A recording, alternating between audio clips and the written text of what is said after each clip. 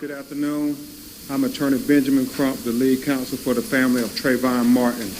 First, I want to publicly thank Attorney Gary Farmer and his law firm, Farmer, Yaffe, and Wiseman, for allowing us to have this meeting here today to share with you this information involving this, but it's far too long for the family's journey to justice. I come here today on behalf of Sabrina Fulton and Tracy Martin.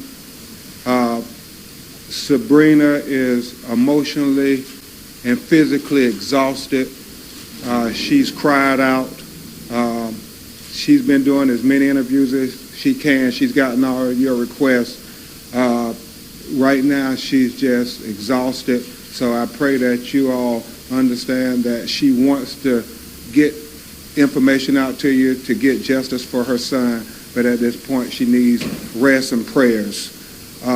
Also, Mr. Martin is trying to accommodate you best he can. He's trying to continue to work and try to maintain his job while he continues to grieve, and also while he struggles for justice to hold the person who killed his son accountable. We took another step in this, what has been a daily journey for the past 3.5 weeks. Mr. Martin, on Sunday evening, was working with his cell phone account, trying to figure out Trayvon's password, and he looked on it and he saw who the last person was that Trayvon Martin talked to while he was alive. He called me late Sunday night and told me that he had called the young lady, and he told me, and I was just utterly shocked when he told me the time that they talked. They had talked all that day, about 400 minutes, starting that morning to the afternoon, like many teenagers do. They talk on the phones, and all his family and friends knew Trayvon would have his earplugs in his ear, and he would have his phone on his side in his pocket. It was no different that day. His father and mother talked about a lot of times they will wake up and he'll be on the phone talking to his friends. Well, what George Zimmerman said to the police about him being suspicious and up to no good is completely contradicted by this phone log, showing all day he was just talking to his friends. And in fact, he was talking to this young lady when he went to the 7-Eleven and when he came back from the 7-Eleven. And I'm going to get into that in detail because her testimony that's shown on these phone logs connects the dots, completely connects the dots of this whole thing. Ladies and gentlemen, it's really important to note, and you can follow along, because we now have the 911 calls and we have Zimmerman's call to the phone, the police dispatcher. And you can follow audio every account now. Never in any account other than George Zimmerman, this neighborhood association loose cannon, does anybody say that Trayvon Martin was up to no good, that he seemed high or anything. And in fact, this young lady details it completely, the tone of the conversation and the nature of the conversation and what was happening the last minutes of his life. Now, I will ask you, her parents does not in any way want to reveal her identity. She is a minor. Her parents are very worried about her. She is traumatized over this. This was her really, really close personal friend. They were dating.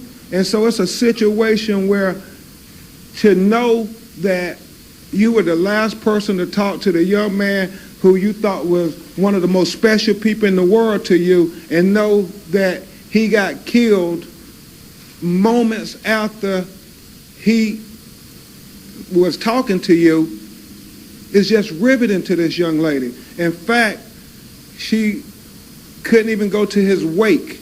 She was so sick, her mother had to take her to the hospital, and she spent the night in the hospital. She is traumatized beyond anything that you could imagine.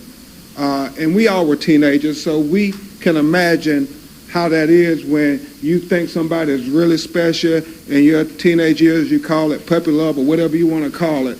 And then suddenly and tragically it's taken away, and you have, unfortunately, a first-hand account of it. So I will ask you again on behalf of the family and on behalf of the young lady's family, if you would please respect their privacy. She is a minor. Now, with details, that day, Trayvon Martin, 17 years old, 3 weeks, weighing about 140 to 150 pounds, soaking wet, as his mother says, and that's with his shoes on, leaves to go to the store to get some snacks before the NBA All-Star game is about to start. His little stepbrother asked for him to bring some Skittles back and something to drink. He is talking to the young lady as he walks to the store. The phone records show, and you will get copies of these phone records, they will show you the times the calls were made and how long he was on the phone. And it is without any doubt that he's on the phone the entire time during the day, especially when he is going to that store and coming back. You will see that he goes to the store talking to her, and then when he comes back, he's talking to her. And this is what she relays. And I'll share with you some of the audio. We're going to turn this over to the Department of Justice in their investigation, because the family does not trust the Sanford Police Department and anything to do with their investigation. She relays how he went to the store. When he came out from the store, he said it was starting to rain. He said he was going to try to make it home before it rained. And then he tells her it starts raining hard. He runs into the apartment complex and runs to the first building he sees to try to get out of the rain. He was trying to get shelter. So he tries to get out of the rain, and unbeknownst to him at all that he's being watched or anything, he's just a kid trying to get home from the store and get out of the rain. That's it, nothing else. And so he stands under that apartment building for a few minutes. The rain kind of dies down. He then goes, and he has his hoodie on because it's raining, and he goes back to walking, and he goes back to talking to her again. You'll see the phone calls when it came in at 6:54. He then says, you know, I think this dude is following me. And she talks about how he kind of slows down, and he's trying to look in the car, say, I think this dude is following me. And she tells him, oh, baby, be careful. Just run home. She tells him that. And you remember from the 911 tape, Zimmerman tells the police, oh, he's coming at me. He's looking at me strange. He's checking me out. He had no idea who this man was who was following him. And so he starts to run. And then what do we know from Zimmerman's 911 call that you all heard the recording? Zimmerman gets out of his car and pursues him. And how do we know? One thing, the dispatcher says, are you chasing him? And he says, yes. And we hear him breathing hard. And they say, we don't need you to do that. And Zimmerman says, okay. But as the dispatcher asks Zimmerman, where can we reach at? Where will you be? Where will you be in the truck? You remember his answer. He says, just call me on my cell phone. He had no intention of getting back in his truck doing what the police instructed him to do. He kept pursuing Trayvon Martin. And how do we know? Because this young lady connects the dots. She connects the dots. She completely blows Zimmerman's absurd self-defense claim out of the water. She says that Trayvon says he's going to try to lose him. He's running, trying to lose him. And she says, he tells her, I think I lost him. And so he's walking, and then she says that he says, very simply, oh, he's right behind me. He's right behind me again. And so she says, run. He says, I'm not going to run. I'm just going to walk fast. And at that point, she says, she hears Trayvon say, why are you following me? And that's when she says she hears another voice say, what are you doing around here? And again, Trayvon says, why are you following me? And that's when she says, again, he said, what are you doing around here? And she says, Trayvon is pushed, and the reason she concludes he's pushed is because she says his voice kind of changes like something interrupted his speech. And then the other thing is she believes the earplug fell out of his ear because she no longer has contact. She can hear faint noises, but she no longer has the contact. And she says she hears an altercation going, and she said then suddenly somebody must have hit the phone, and it went out because that's the last she hears. Now, what's significant about that, you remember Zimmerman, he got off the phone. Trayvon Martin never got off the phone. It's only the phone knocks off, and you hear that 911 tape that he tells the dispatcher he gets off the phone. Now, if you're worried or you're concerned, why get off the 911 call? Logically, it makes sense that Trayvon Martin was the voice you heard crying on that tape.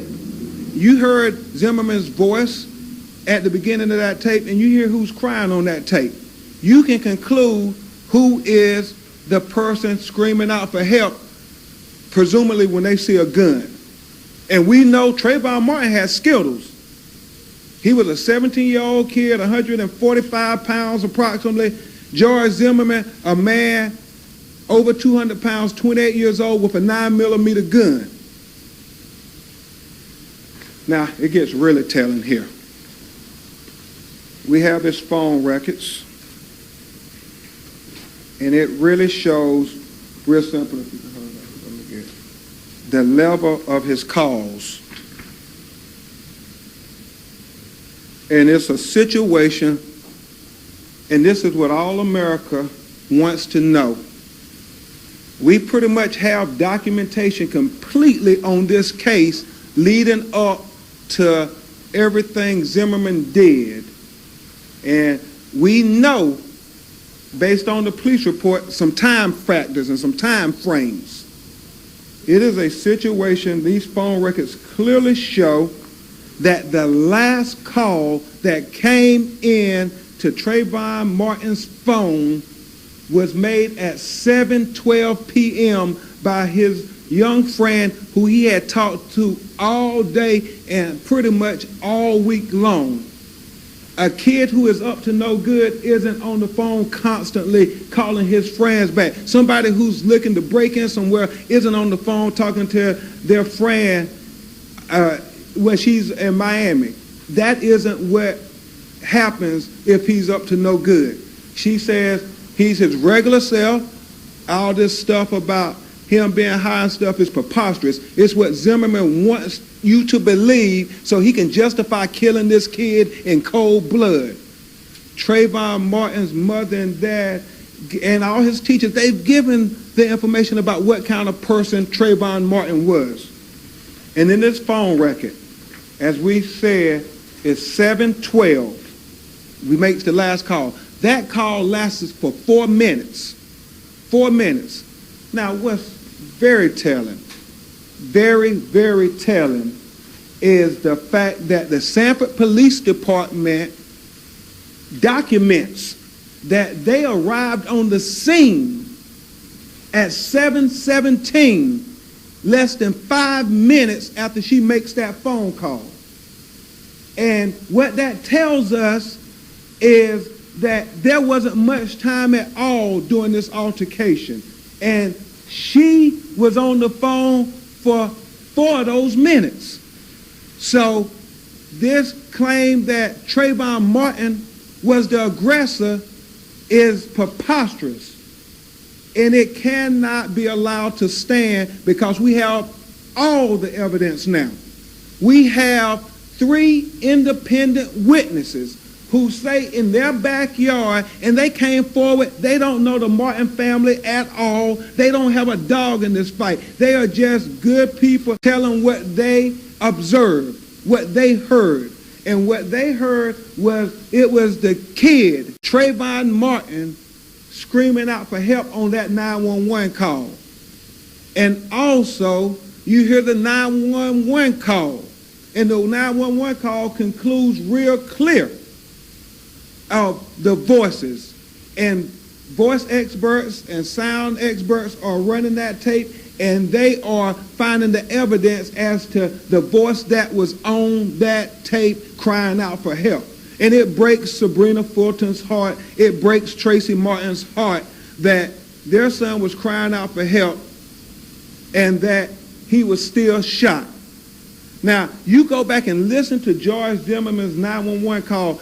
I request, I implore, and I beg you on behalf of Sabrina Martin and Tracy Martin, I implore you to listen to him. Listen how he's talking, how his words slur.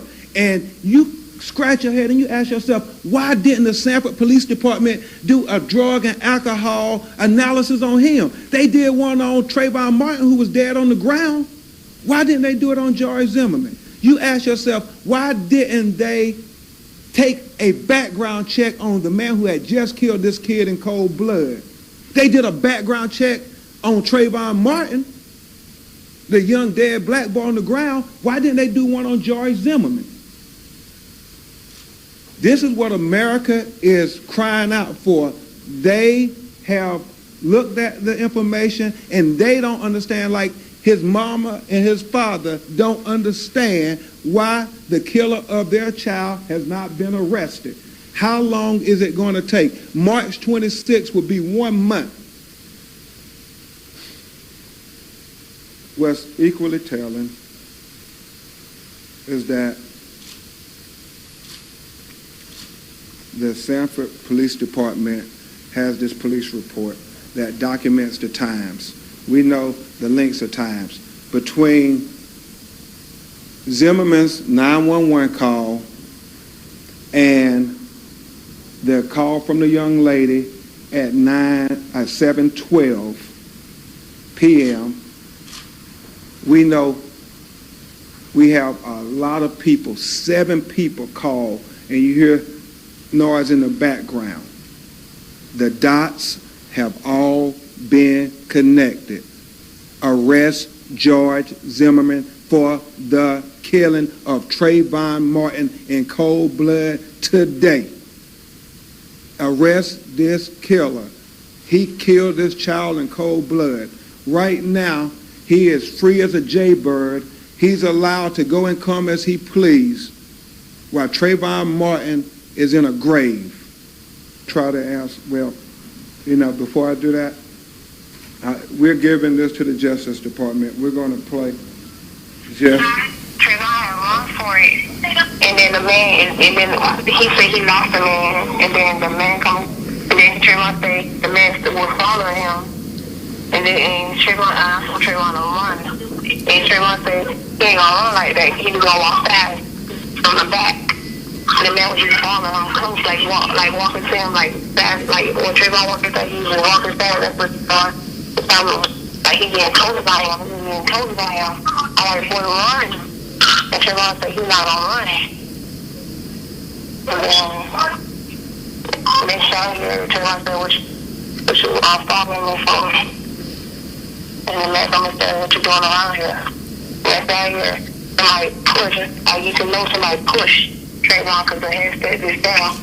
And then after that, somebody had it talk to him and till the phone be shut off. And I had called him again and he had not answered the phone.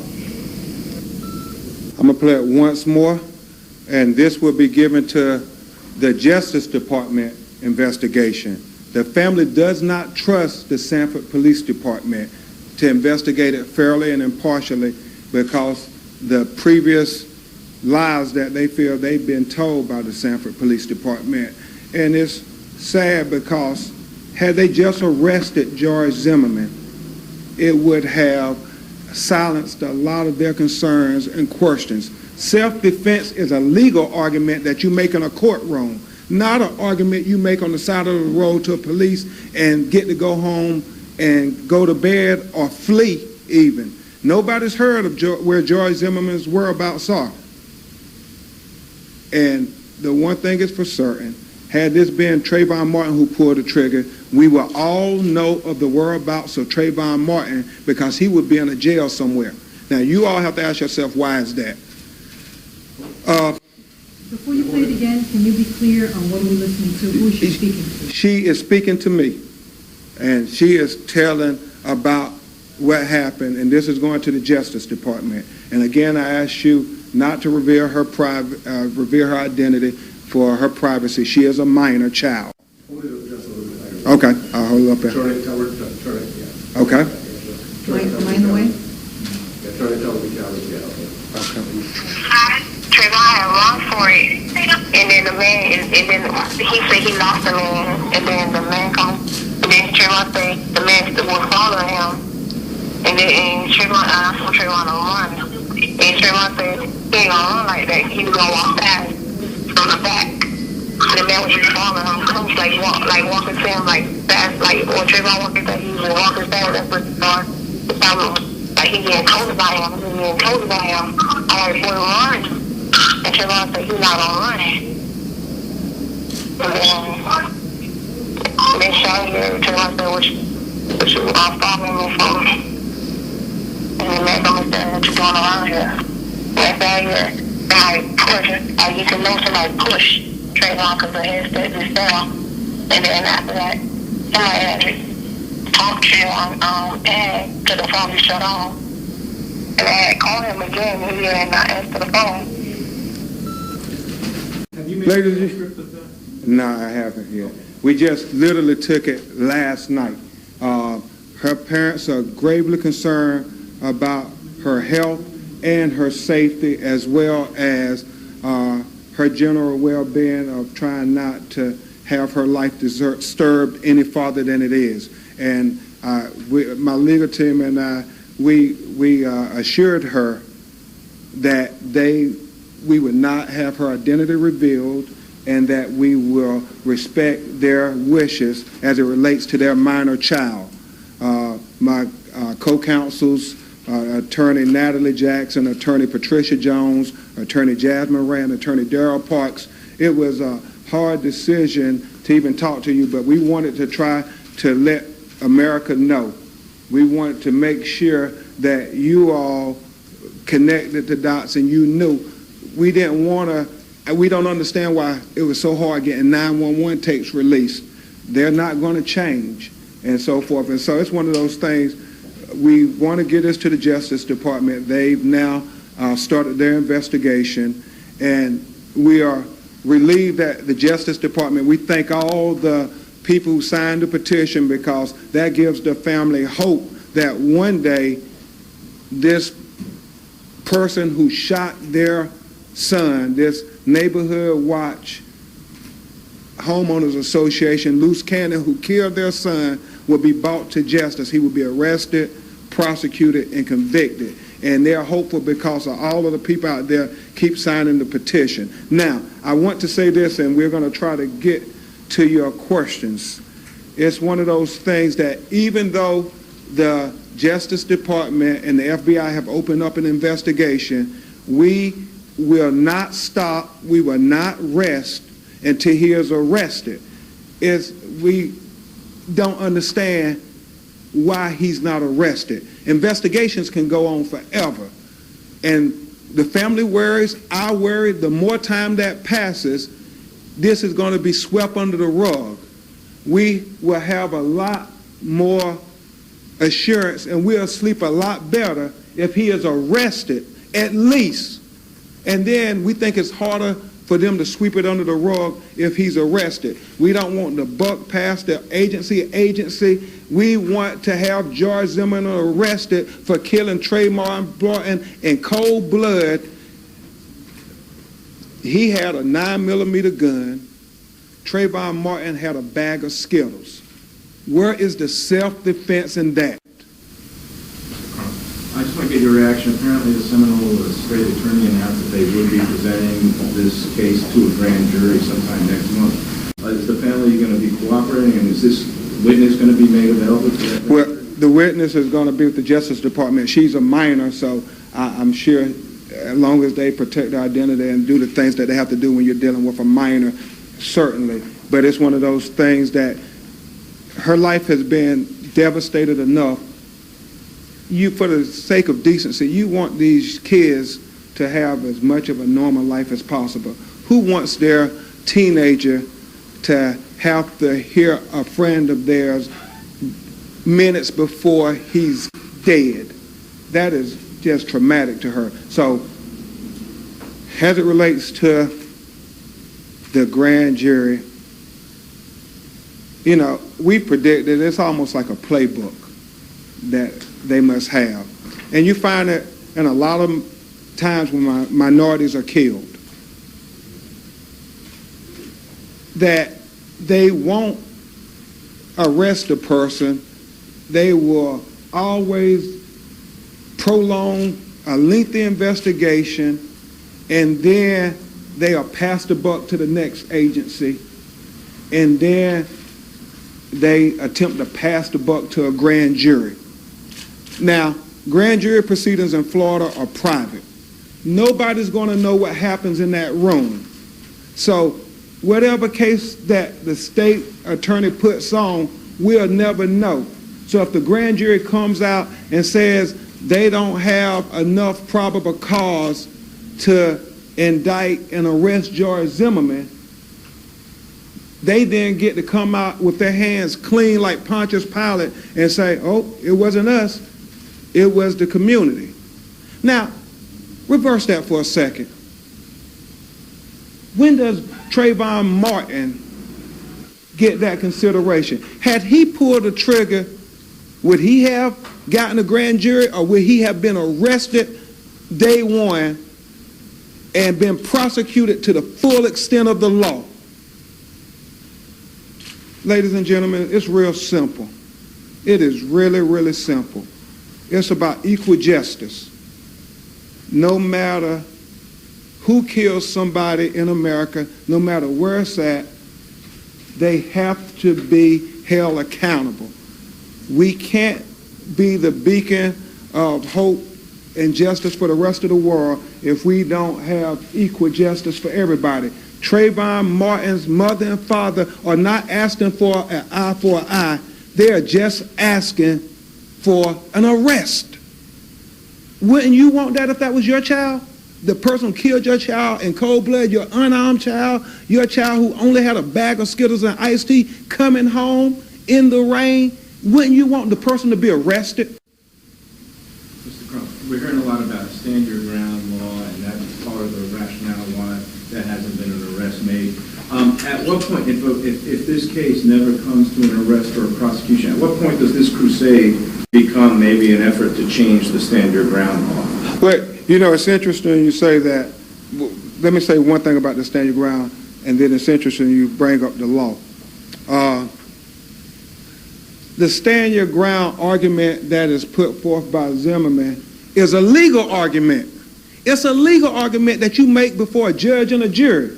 Attorney Farmer and I, we make arguments in court all the time, but we can't go make the police officer on the street the judge and the jury, and they don't have the authority to be the judge and the jury. They are supposed to do a thorough investigation, and when they have probable cause, they're supposed to arrest them. They're supposed to arrest a person.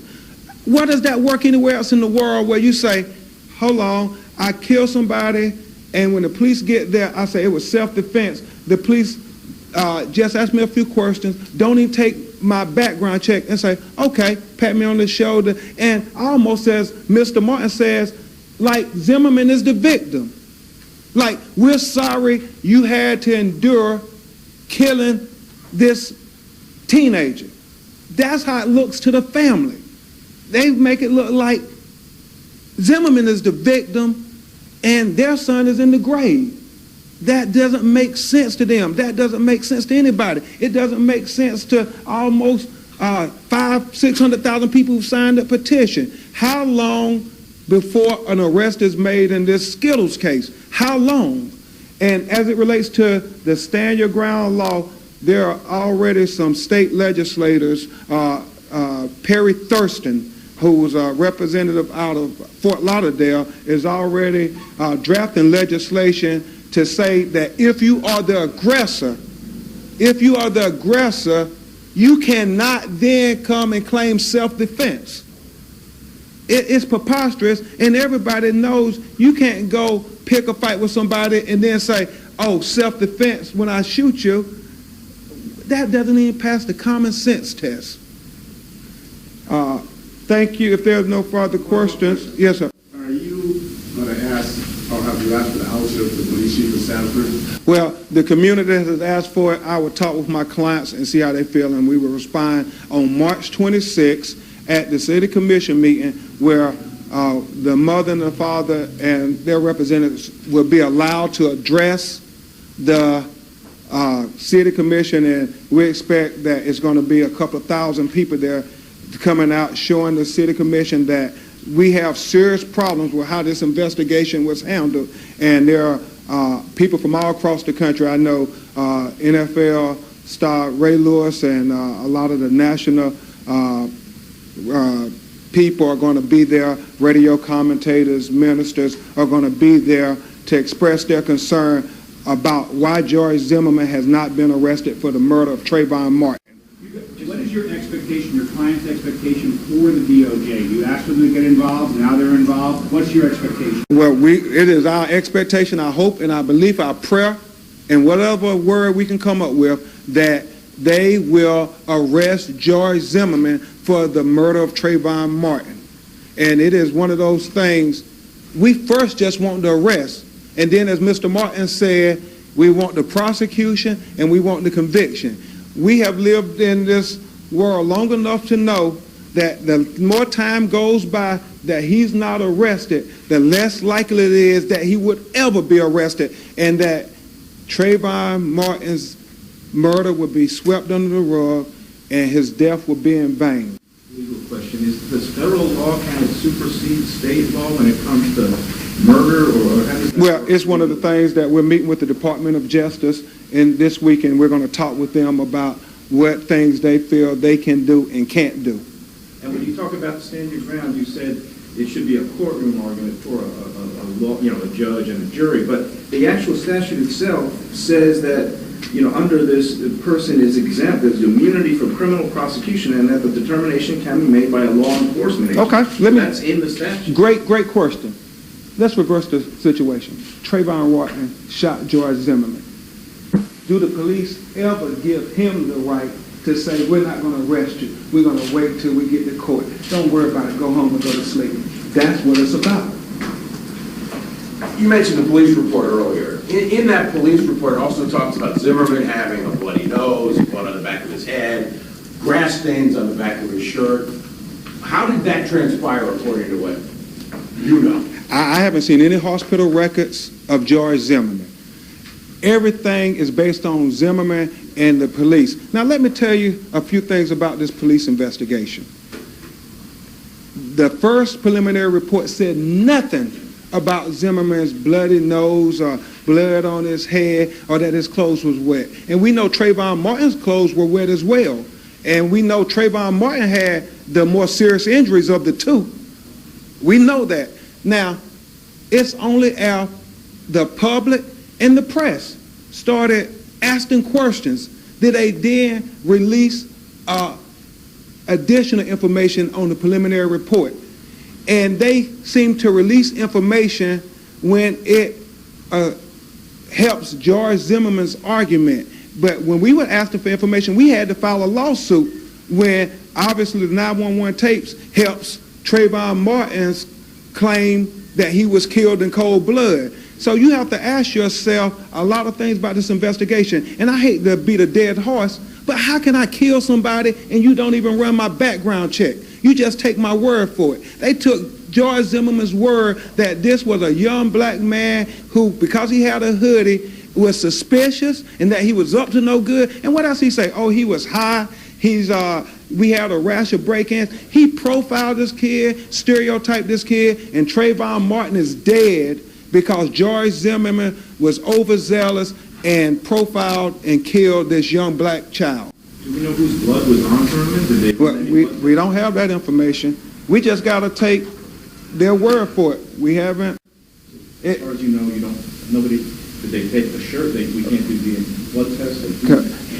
You know how hard we've tried to get them to release everything, just give everything up. They're not going to do that. I'm happy that we have oversight from the federal government because the family has no confidence whatsoever in the investigation of the Sanford Police Department. And if the state attorney is relying on the Sanford Police Department's investigation, we predict that George Zimmerman is not going to be held accountable. He's going to get away scot-free with killing this kid because, as we stand here today, I attest to you, the family and I believe they never intended on arresting George Zimmerman for killing their child. And it wasn't until we got involved and we started making a lot of noise about it. Had the family not called us and nobody said nothing, y'all know it would have been another black child killed and nobody would have said a word. And that's the tragedy in this. The police was so easily to accept that his life really didn't matter that much, that we don't even have to take a background check. And that's the tragedy of this whole Trayvon Martin matter, that unless the people got involved, our government officials were willing to say, it's really not that important. Well, it is important to Sabrina Fulton, it's important to Tracy Martin, and now it's important to many people around the world. I thank you so much.